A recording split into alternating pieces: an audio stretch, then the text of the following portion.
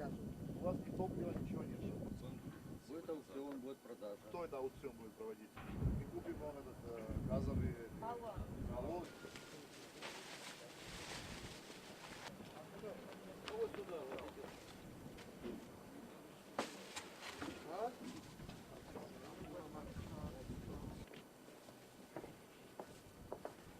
საქართველოს ეკონომიკისა და მდგრადი განვითარების სამინისტროს უშუალო დავალებით საზღვაო ტრანსპორტის სააგენტომ საკუთარი სახსრებით შეიძინა ძირითადი საკვები პროდუქტები, სასმელი წყალი, მედიკამენტები და მოვიტანეთ გემზე, რათა მეზღვაურებს ჩვენს უკრაინელ მოძმეებს დავეხმაროთ.